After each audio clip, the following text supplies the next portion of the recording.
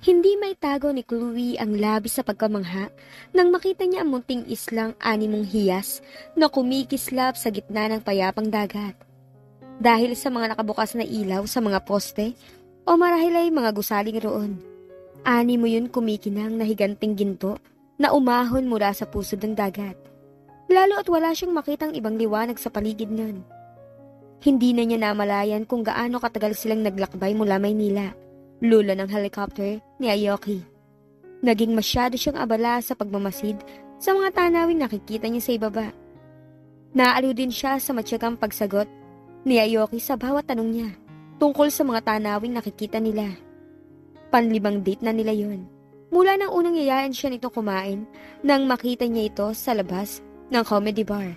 Halos gabi-gabi magkasama sila.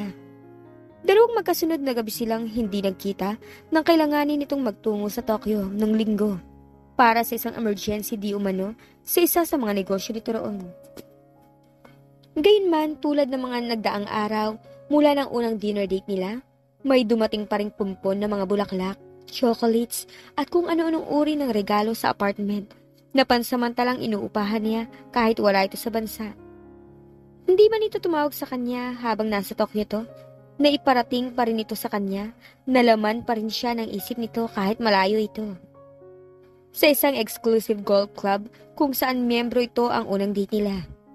Inupahan nito ang buong restaurant doon para sa kanilang dalawa. Tinuruan pa siya nitong mag-golf, bagaman hindi naman siya natuto ni Katiting, maliban sa kailangan niyang paluin ng bola gamit ang golf club. Mas nakatuto kasi rito ang atensyon niya kaysa sa laro. The aim of this game is to hit the ball, Chloe, not to stare at me. Yun ang sabi nito sa kanya nung nang ikalimang pagkakataon hindi niya matamaan ang bola. Sa halip kasi na sa bola siya nakatingin, sa profile nito nakatuon ang mga mata niya. Nagiinit ang mga pisnging na pilitan tuloy siyang magpanggap na nagko-concentrate sa laro. Pero nang pumepesto ito sa likuran niya upang ayusin ang forma ng katawan niya, muli na naman nawindang ang utak niya. Ramdam na ramdam kasi niya ang matipunong dibdib nito at mga bisig na dumidikit sa likod niya. Pakiramdam niya kinukumutan siya ng mabangong pabango at panlalaking amoy nito. Teka, sige na, kaya ko na. Sigurado ka? Sigurado. Humakbang nga ito palayo sa kanya. Ang nakakatuwa rito, hindi ito bugnutin kahit siya na siguro ang pinakabobo na tinuturuan nitong mag-golf. Pasensya ka na ha.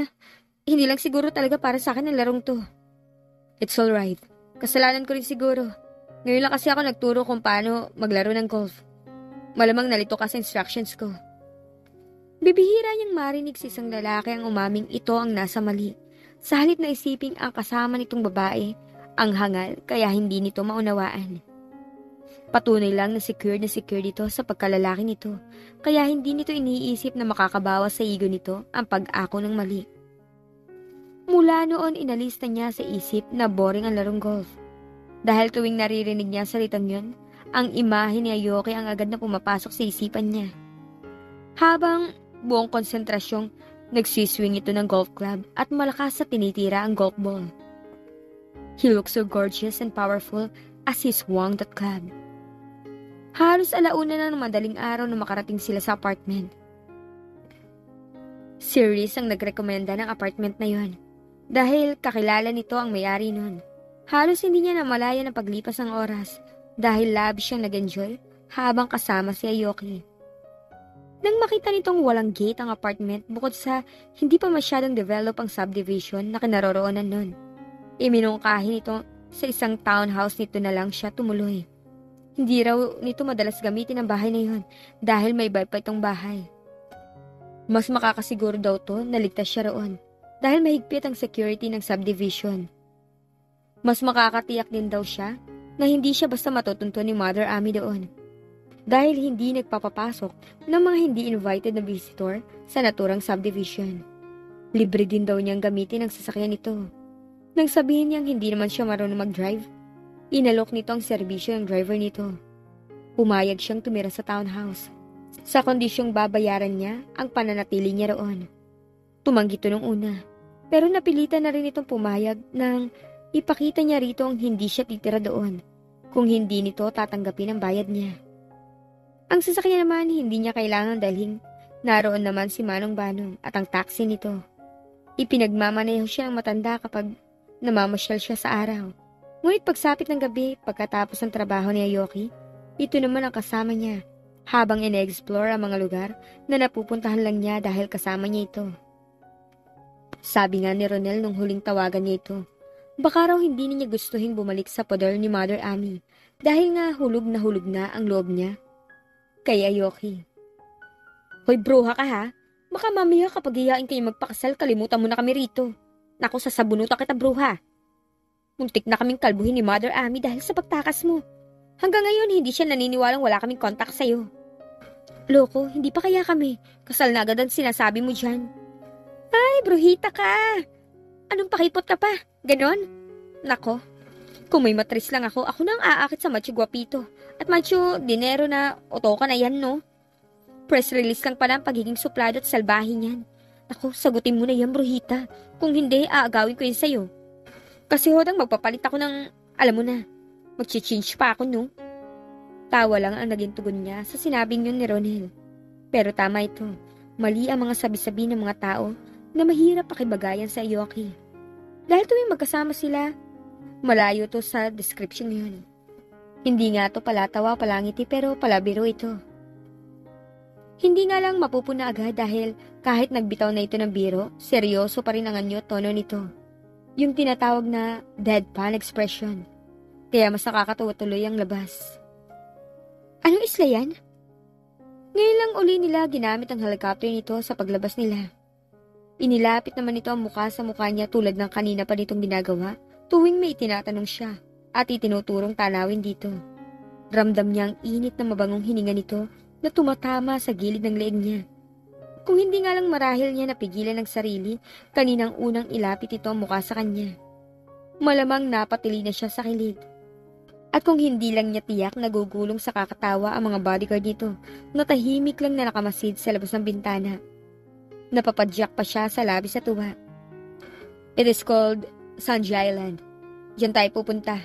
Talaga? You mean may restaurant dyan? Beach resort ba yan? Teka, parte rin ba yan ng Palawan? No, it's not a beach resort. Wala nang restaurant dyan at malayo yun sa Palawan. It's a private island. Talaga? Wow, kaninong island yan? Mine.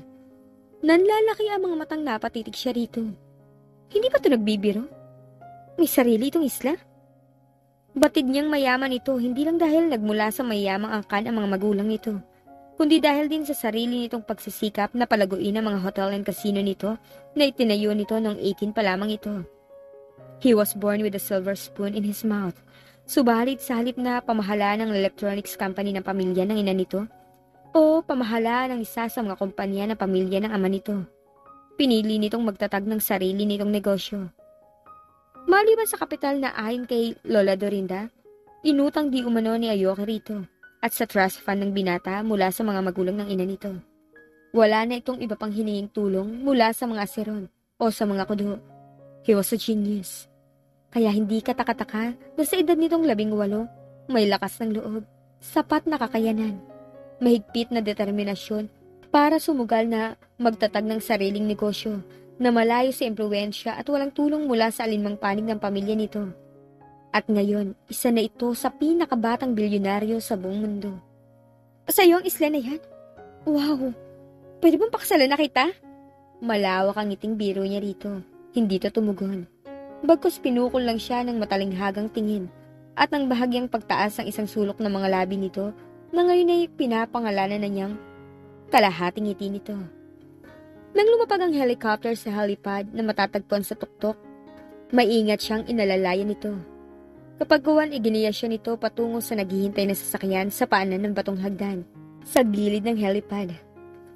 Kung iyong buong isla na to, kanina ang mga bahay na nakita ko kaninang ikutan ng helicopter tong isla. Mula sa himpapawid nakita niya kanina na may mga liwanag na nagmumula sa hile-hilera mga bahay sa kabilang bahagi ng isla. Nung hindi pa sinasabi ni Aoki na pag-aari nito ang isla, ang akala niya mga bahay, panuluyan yun o cottages ng isang beach resort. Mga bahay yun ng mga tauhan ko at ang mga pamilya nila. Karamihan sa mga nakatira dito, mga kaanak ng mga tauhan ko sa hotel at casino. Libre mo silang pinatitira dito kung gayon. Not really. Ang ilan sa kanila nagtatrabaho sa villa. And some of them take care of the whole island for me. Ang mga nakatira dito ang siyang nagpapanatiling malinis at pribado ang buong isla. I don't let outsiders set foot on my island. At bago makarating ang sinuman dito, kailangan munang may permiso mula sa akin. Pribado para sa akin ang lugar na to. Dito ako pumupunta kapag gusto ko magtanggal ng stress at makapagpahinga. I see. Kung ganun, mistulang munting kaharian nito, ang islang yun. At walang pwedeng tumapak sa kaharian nito nang hindi nito pinahihintulutan. Ano kaya ibig sabihin ng pagdadala nito sa kanya roon? O masyado pa siyang ilusyonada kung iisipin niyang nangangahulugan yun na nais siyang makilala nito ng mas malalim pa. Wala pang 5 minuto narating na nila malaking villa sa tuktok ng burol. Mistula yung parte ng burol sa husay ng pagkakagawa nun. It was beautiful. Hindi niya maalis ang mga mata niya sa pagkakatitig doon, kahit nang umaakyat na sila sa marmol ng mga baitang na patungo sa porch. Para yung replika ng mga palasyo sa ancient Greece na nakita nila Ronel minsang mag-surf sila sa internet. Puting-puti ang matataas na haligi sa magkabilang bahagi na higanting double door na yari sa Darkwood. Nang makita niya ang villa mula sa himpapawid, natuklasan niyang hugis oktagon ang bahay. Pero sa malapitan ay mistulang pabilog lang yun. Welcome to Shiroy.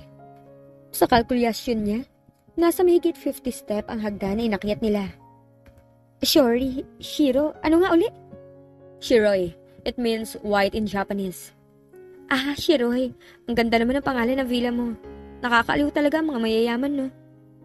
Kailangan talaga may pangalan ng mga bahay niyo. Ano kaya? Anong ipapangalan ko sa condo unit ko? Ang tawag lang namin ni Ronaldo ni Balay. Balay? Oo. Salitang bakla para sa bahay. Nakakahawa kasi minsan magsalita si Ronel eh. I see. And what is gay term for white? Napatingin siya rito. Naalarma siya sa kuryosidad na nakabaka sa anyo nito. Mariing umiling-iling siya at iwinagayway pa ang mga kamay bilang tanda ng pagtutol. Hay naku ha, wag mong gagawin yan. Wag ka mag-aaral ng mga language ng bakla, hindi bagay sa'yo. At baka mamaya matuluyan ka, susme, sayang ang lahi mo kuya. Kalimutan mo na sinabi ko, mag-English o maghapon ka na lang. Magandang gabi sir, ay okay. Magandang gabi ma'am. Bati sa kanila ng may edad na babaeng sumalubong sa kanila. Marahil ay nasa late 40s or early 50s ang payat na babae. Ang akala niya batalyon ng mga tauhan ang sasalubong sa kanila. Sa laki ng villa, imposibleng makaya yung linisin ng isa o dalawa, kahit pa nga siguro 3 katulong lang. Kaya labis siyang nagulat nang makitang nag-iisa lang ang babaeng malaki ang pagkakahawig sa batikang aktres na si Gina Alahar. Medyo puti na rin ang buhok nito. Magandang gabi rin po. Magandang gabi, Aling Bebe. Handa na ba ang hapunan? Sandali na lamang po at maluluto na ang teriyaki, sir. Tulad po ng bili nyo, pulos Japanese food ang inihanda ko. Alright, we'll just wait in a sitting room. Pakitawagan na lang kami kapag handa ng pagkain. Yes, sir. Magalang nagpaalam na rin kay Ayoki ang 2 bodyguard nito na sumunod kay Aling Bebe. At tulad kanina, lagpas-lagpasan pa rin ang tingin ng mga ito sa kanya. Ganon din maging ang driver na siyang nagpasok ng mga gamit na ikinarga kanina sa helicopter ng mga tauhan ni Ayoki. Akala ko hanggang dito sa loob ng bahay mo susundan ka pa rin ng mga nino mo. Kahit saan kasi sila magpunta kasama nila mga yun. Ngayon lang niya nakita ang kusang lumayo ang mga ito.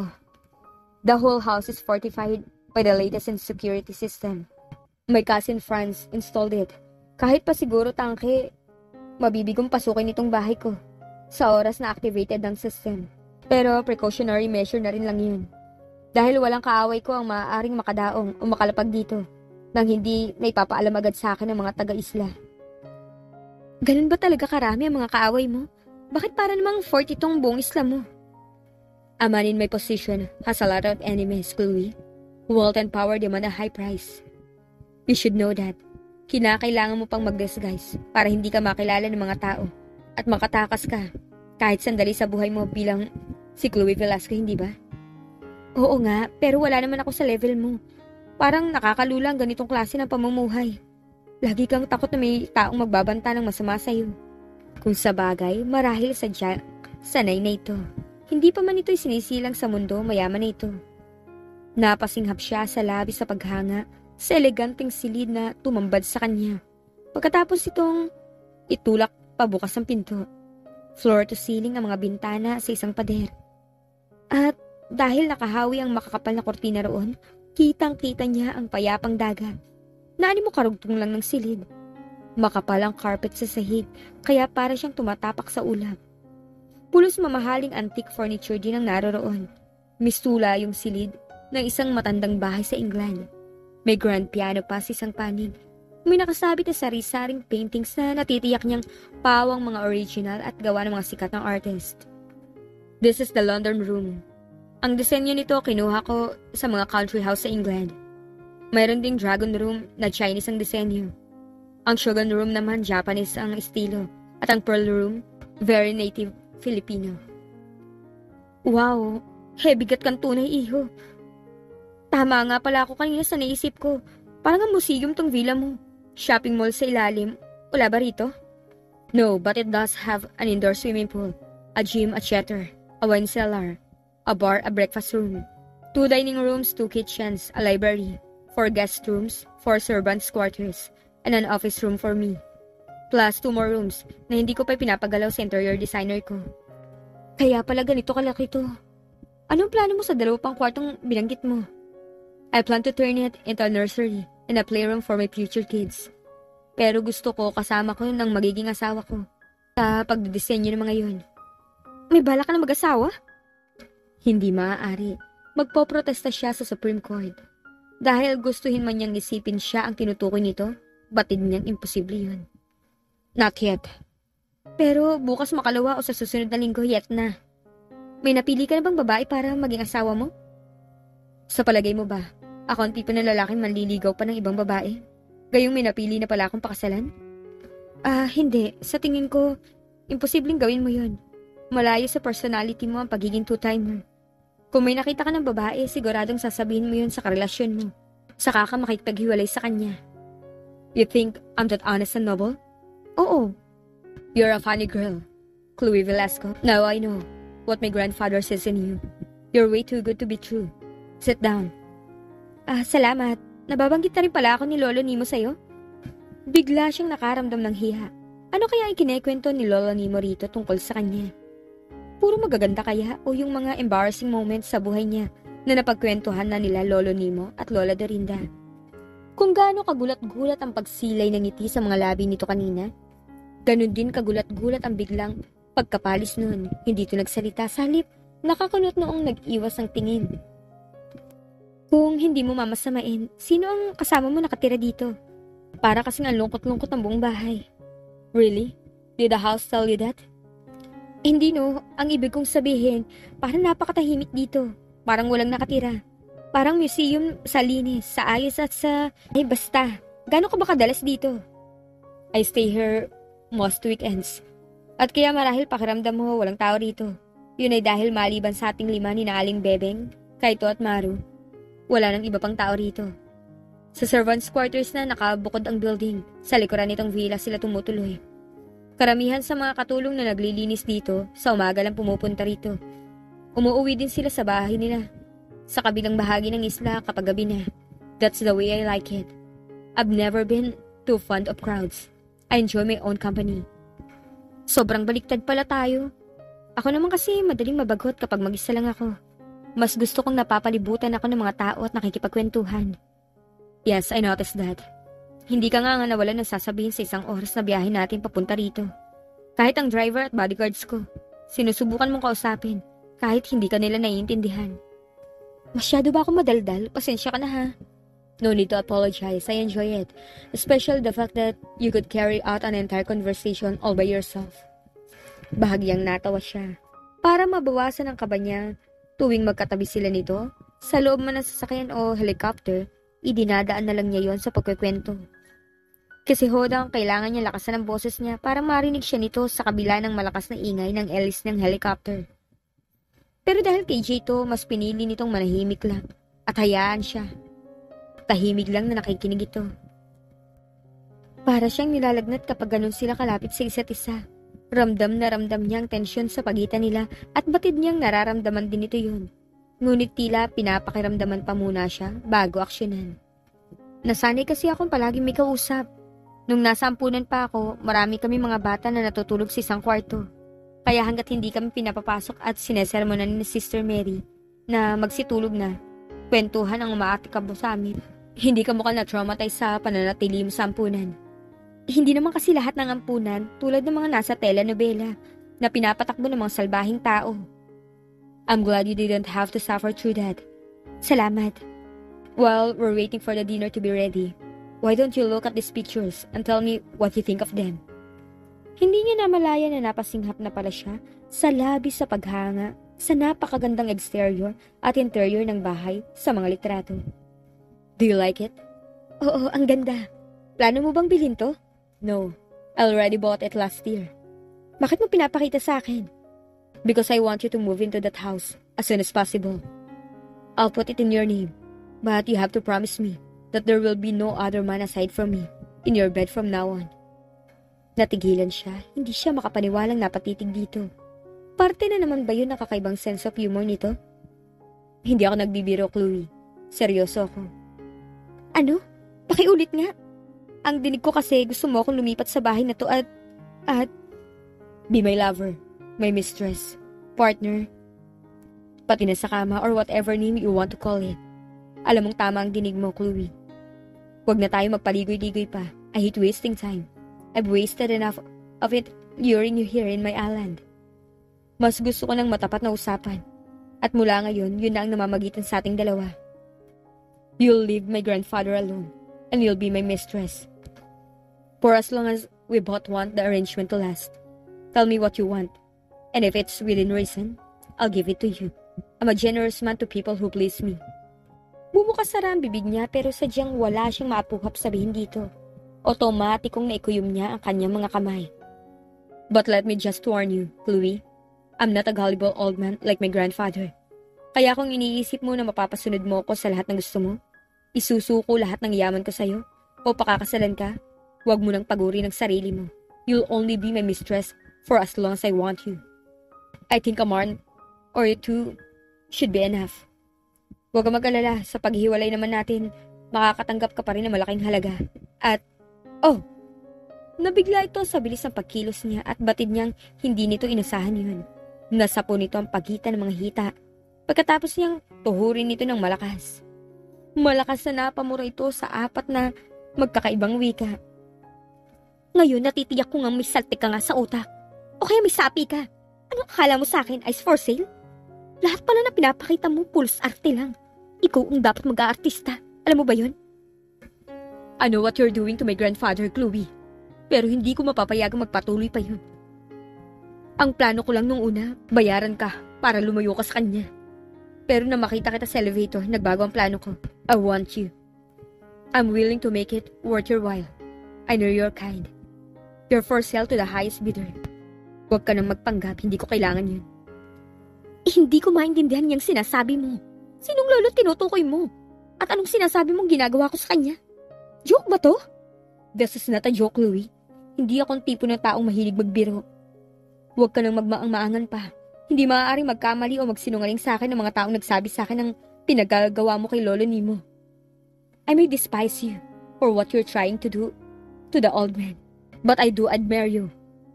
Kung hindi ko lang alam kung anong klaseng tao ka, malamang nabilog mo na rin ang ulo ko sa mga pinagsasabi mo kanina. Parte din ba ng script mo kay Lolo ang mga kwento mo? Tungkol sa pananatili mo sa bahay ampunan noon? That was a very nice touch to your melodramatic. Nababaliw ka na! Alam mo, split personality ka. Pagpatingin ka na sa doktor. Sayang lang lahat ng pera mo kung hindi mo ipapagamot agad yung sarili mo. Saan ka pupunta? Unless bigla kang natutong lumangoy na parang isda o lumipad ng walang pakpak. Hindi ka makakaalis ng islang to nang walang pahintulot ko. I told you, you were too trusting. Or perhaps, I should have said, you were too greedy. Nang malaman mong interesado ako sa iyo, walang pangingiming sumama ka kagad sa akin. Kahit hindi mo pa ako ganun kakilala. That was a nice move, Chloe. Before you speak, think about my offer carefully first. It's a reasonable offer. Reasonable offer? Inaalok mo ko maging babae mo. Kapalit ng maaluwang pamumuhay at iniisip mong reasonable offer yun. Pinagbibintangan mo ko na kung ano-ano. Tapos iniisip mong papayag ako sa alok mo. Isn't that the arrangement you were trying to get from my esteemed grandfather? Mas bata pa ako sa kanya. Mas mabibigay ko sa iyo mga pangangailangan mo.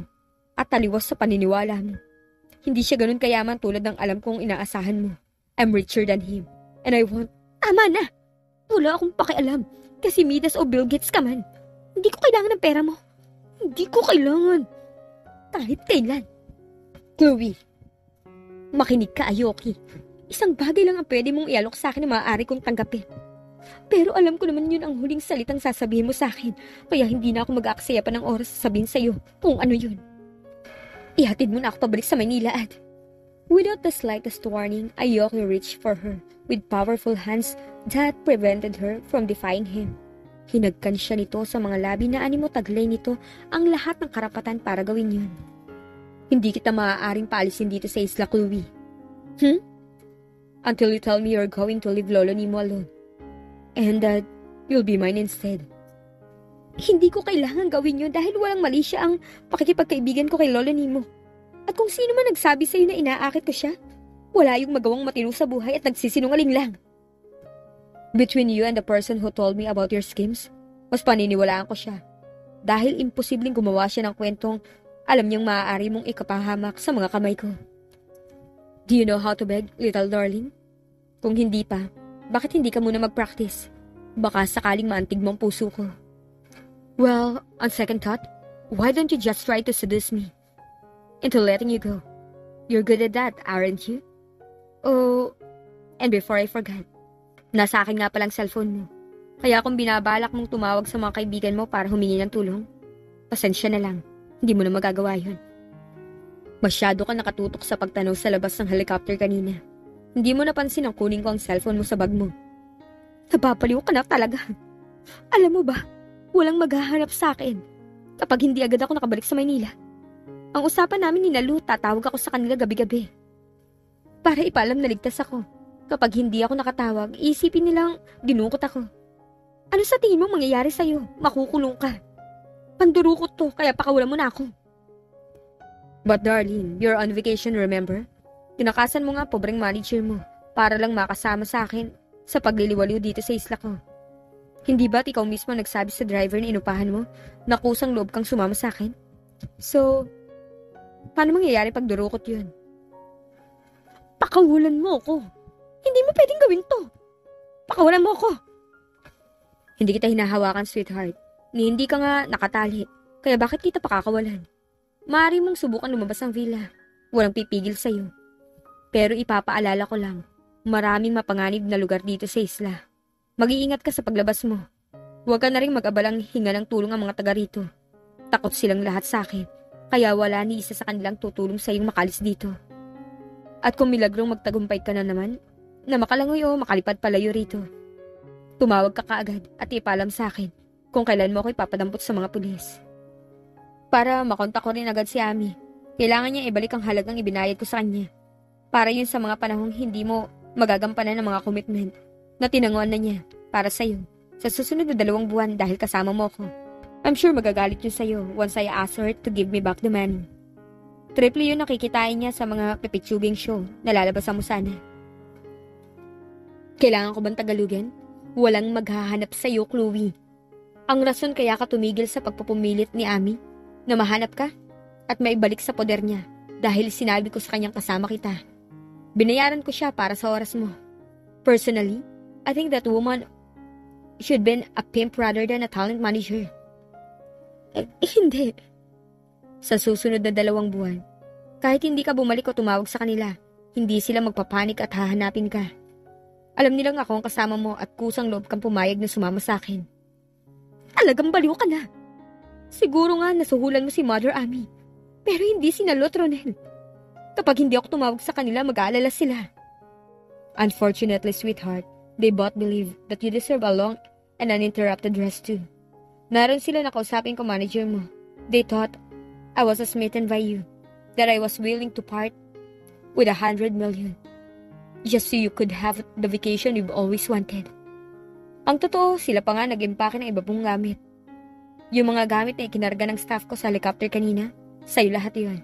They think we're involved in a passionate affair. What exactly have you been telling them about me? Maaaring walang maghahanap sa akin sa loob ng 2 buwan. Pero pagkatapos nun, hindi maaaring hindi mo ako pakawalan, Aoki. At sa pagkakataong yun, sa tingin mo ba, basta na lang ako tatahimik?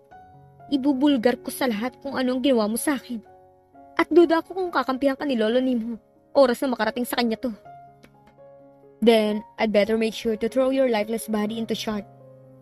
Para wala na silang check-upin, di ba? Sasabihin ko lang na nahulog ka sa yate ko habang nagsisailing tayo at hindi ka na nakita pa uli. Nanigas ang buong katawan niya. Hindi makapaniwala sa sinabi nito. Alam niya ang reputasyon nito na kinatatakutan maging ng ibang karibal nito sa negosyo.